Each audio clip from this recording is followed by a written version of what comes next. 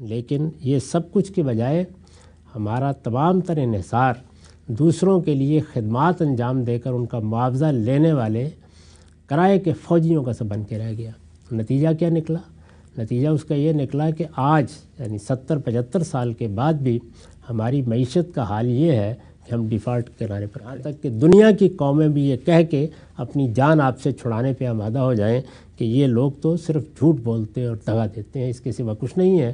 اور دنیا یہ نظارہ دیکھے کہ ساری دنیا مل کے جس شخص کو ڈھونڈ رہی ہو وہ عین اپنی آپ کی ناک کے نیچے سے برآمد ہو جائے۔ انا للہ و انا الیہ راجعون۔ بسم اللہ الرحمن الرحیم۔ السلام علیکم۔ غامدی صاحب کے ساتھ ہفتہ وار سوال و جواب کی براہ راست نشست کو لے کر ڈیلی اسمبلی کا غامدی سینٹر سے ایک دفعہ پھر حاضر خدمت آغاز کرتے ہیں۔ غام صاحب بہت شکریہ آپ کے وقت کا۔ فوج کا بیانیہ، اس موضوع پر آپ سے ڈسکشن جاری تھی، اس سلسلے کی آج یہ 10ویں نشست ہے، آغاز کرتے ہیں۔ غام صاحب گزشتہ نشست میں جو چوتھا نقطہ تھا کہ پوری کی پوری جو ہماری فوج کی اورینٹیشن ہے اس کو مذہب کے ساتھ جوڑ کر خود ملک کی تعمیر اور ملک کی جو قیام ہے اس کے اندر مذہب کا سرشتہ تلاش کر کے ایک نیریٹو بنایا گیا ہے کہ دنیا کے اندر اب ہم نے اسلامی تشخص کا تحفظ کرنا ہے، اور پھر اس کے لیے مختلف جگہوں پہ پراکسی کے انداز میں جنگیں بھی لڑیں گی۔ بڑا ہی خوبصورتی اور کمال تجزیہ آپ نے گزشتہ نشست میں کیا تھا۔ دنیا میں ایک جھوٹی قوم کے طور پر، دغاباز قوم کے طور پر جانے اور پہچانے جانے لگے ہیں، یہی ہوا ہے۔ یہ جو سارا معاملہ میں نے آپ کے سامنے رکھا اور جو آپ نے نکات اٹھائے ہیں ان کی حقیقت واضح کی، اگر آپ غور سے دیکھیں تو اس کے اثرات اس خطے پر کتنے غیر معمولی ہوئے۔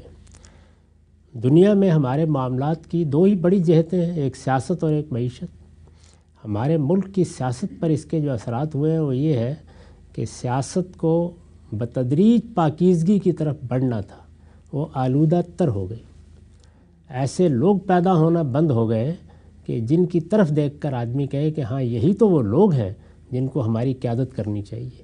یہ قوم ایسی بانجھ نہیں تھی کہ ہمیں پاکستان سے پہلے جو قیادت مسلمانوں کی قیادت تھی ان میں سے ایک ایک شخص اپنی سیرت، اپنے کردار کے لحاظ سے ایک مثالی شخصیت رکھتا تھا، لیکن پھر جو سیاست اس بیانیے کے مصنفین کے زیر اثر پیدا ہوئی وہ وہی لوگ تھے کہ جو انہی سے الہام حاصل کرتے تھے، جو انہی کی آغوش میں پیدا ہوتے تھے، اور انہی کی بنائی ہوئی اسکیموں کے مطابق نہ صرف یہ کہ جس طرح یہ کرپشن کا شاہکار پیدا کرتے تھے وہ بھی کرپٹ تھے، جس طرح یہ جھوٹ بولتے تھے وہ بھی جھوٹ بولنے میں کمال پر پہنچے ہوئے تھے، جس طریقے سے یہ دھوکے دیتے تھے وہ بھی اسی طرح سے دھوکے دیتے تھے، جیسے یہ قانون شکن اور آئین شکن تھے وہ بھی اسی طرح کے لوگ بن کے رہ گئے۔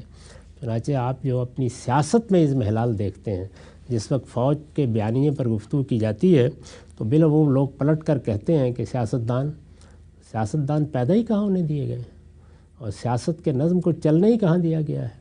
سیاستدان پیدا ہوتے ہیں آزادانہ سیاسی عمل سے، جس میں آپ سیاسی طریقوں سے آگے بڑھتے ہیں، یعنی جماعتیں بنتی ہیں، ان میں انتخابات ہوتے ہیں، نیچے سے مقامی حکومتیں بنتی ہیں، لوگ خدمات انجام دیتے ہیں، بار بار کے انتخابات میں لوگ ان کا محاسبہ کرتے ہیں، اور اس طرح سیاست کے سیاسی عمل کی تطہیر ہوتی رہتی۔ ہمارے ہاں یہ اتنا آلودہ ہو گیا کہ بالکل ایک متفن جوہر بن کے رہ گیا، اور اس کی تمام تر ذمہ داری اسی بیانیے کے مصنفین پر عائد ہوتی ہے۔ یعنی یہ بیانیہ ہے جس نے سیاست کو اتنا آلودہ کر دیا کہ یہاں سیاست سچائی کا، شہادت حق کا نام نہیں رہی، بلکہ وہ اسی طرح سے دھوکے اور فریب اور خدا کا نام بن کے رہ گئی ہے۔ معیشت پر اتنے برے اثرات ہوئے ہیں کہ ہمارے ہاں جو معیشت کی فطری بنیادیں تھیں، یعنی یہ کہ یہ ایک زرعی ملک تھا، یہاں پر زراعت کو بھی ترقی دی جاتی اور زراعت کی بنیاد پر بڑی انڈسٹری بھی وجود میں آتی۔ یہ ایک ایسی جگہ واقع تھا جہاں دنیا کی قوموں کو راہداری چاہیے تھی، اس کو ہم اپنی معیشت کے استحکام کا ذریعہ بناتے اور ہو سکتا ہے قوم کی تقدیر بدل دیتے۔ ہمارے پاس 1200 بلکہ اس سے بھی زیادہ پرانی تاریخ ہے، 5000 سال تک کی تاریخ کے شواہد ہمارے ہاں ہیں، تو ہم یہاں سیاحت کے لیے بہت کچھ کر سکتے ہیں، لیکن یہ سب کچھ کے بجائے ہمارا تمام تر انحصار دوسروں کے لیے خدمات انجام دے کر ان کا معاوضہ لینے والے کرائے کے فوجیوں کا سا بن کے رہ گیا۔ نتیجہ کیا نکلا؟ نتیجہ اس کا یہ نکلا کہ آج یعنی 70-75 سال کے بعد بھی ہماری معیشت کا حال یہ ہے کہ ہم ڈیفالٹ کے کنارے پر کھڑے ہیں۔ یہ سب عطیہ ہے اس طرز عمل کا، یہی خدا ہے جس سے یہ نکلا ہے، یہی فریب ہے جس نے یہ سب کچھ جنم دیا۔ آپ نے ہمسائے میں دیکھیے وہاں کیا ہوا ہے، آپ غور کر کے دیکھیں کہ ایک پوری ملت جس کو اقبال کہتے ہیں کہ یہ مسلمانوں کا دل ہے، یعنی افغانستان کے بارے میں جو انہوں نے لکھا ہے کبھی اس کو پڑھیے، پس باعث کردہ اقوام شرقی میں دیکھیے کس کس زاویے سے انہوں نے اس ملت کو خراج تحسین پیش کیا ہے۔ ان لوگوں سے ہم نے یہ حق چھین لیا کہ وہ اپنے حکمران منتخب نہیں کر سکتے، اور اس 21ویں صدی میں منتخب نہیں کر سکتے، اور ان کو ایک ایسی حکومت کے حوالے کر دیا جو اس صدی میں استبدادی حکومت بن کے رہ گئی، اور استبداد بھی اس کا مذہبی استبداد، اور مذہبی استبداد میں بھی نوبت یہاں تک پہنچ گئی کہ اب حکمران یہ طے کریں گے کسی نے پہننا کیا ہے اور کھانا کیا ہے، اور کسی نے تعلیم کیا پانی ہے، اور بچیوں نے کیا کرنا ہے اور بچوں نے کیا کرنا ہے، یعنی لوگوں کے شخصی معاملات میں آخری درجے کی مداخلت۔ اور وہ لوگ جو ظاہر ہے کہ استبداد کی بنیاد پر حکومت قائم کریں، وہ یہی چیز اسلام کا پیغام بنا کے پیش کریں، تو وہاں بھی یہی ہوا۔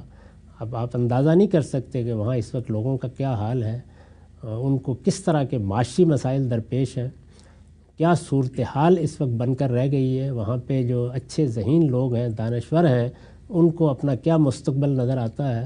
تو کسی قوم کے لیے جو چیزیں اس بنیادی اہمیت رکھتی ہیں وہ ساری کی ساری ان کے لیے بے معنی ہو گئیں، اور کشمیر میں ہم نے جو کچھ کیا اس کے نتیجے میں کشمیر کا مسئلہ ہی ہمیشہ کے لیے ختم ہو گیا۔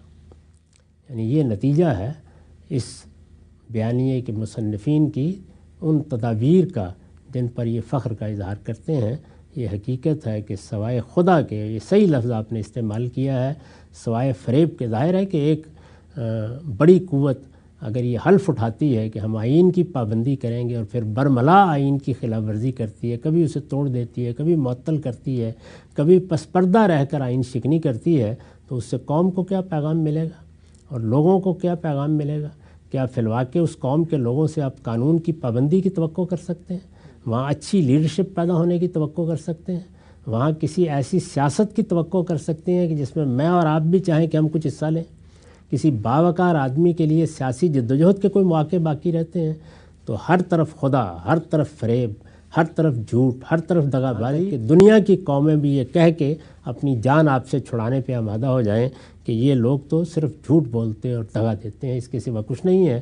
اور دنیا یہ نظارہ دیکھے کہ ساری دنیا مل کے جس شخص کو ڈھونڈ رہی ہو وہ عین اپنی آپ کی ناک کے نیچے سے برآمد ہو جائے۔ ان اللہ و انا الیہ۔ بہت ہی اہم بات آپ نے فرمائی کہ جو بھی نظام ہے اس میں اگر کوئی اصلاح کرنا چاہتا ہے، یہ کوئی خدا کا بنایا ہوا نہیں ہے، انسانوں کے بنائے ہوئے نظام ہے۔ 10 اصلاحات بھی ہو سکتی ہیں، لیکن یہ اصلاحات قوم کرے گی، قوم کی اجتماعی بصیرت کرے گی، قوم کے منتخب نمائندے کریں گے۔ چور دروازوں سے آنے والے اپنے کسی ویژن کے تحت ملک کے نظام کو نہیں تبدیل کر سکتے۔ 5واں نقطہ زیر بحث ہے۔ 6ٹھا نقطہ قائم صاحب سے پوچھیں گے کہ کہا جاتا ہے کہ یہ سیاستدان کریں گے، ان کے حوالے ہم کر دیں، یہ تو کرپٹ ہیں، ان کو تو پڑھنا بھی نہیں آتا، لکھنا بھی نہیں آتا، یہ تو عوام کی خدمت کے لیے نہیں بلکہ اپنے مال و دولت کو بنانے کے لیے آتے ہیں۔ لہٰذا سیاستدان بھی ہم نے دیکھا کہ فوج کے بیانیے کے 6ٹھے نقطے کے تحت پیدا کیے گئے باقاعدہ اور ان کے حوالے ملک کا اقتدار کیا گیا۔ یہ پوری کی پوری جو نرسری سیاستدانوں کی لگائی گئی فوج کے بیانیے پہ گفتگو جاری ہے۔ سلسلہ گفتگو کو آگے بڑھائیں گے، وقت یہاں پہ ختم ہوتا ہے، دوبارہ حاضر خدمت ہوں گے۔ ہم سب اب تک آپ کا بہت شکریہ۔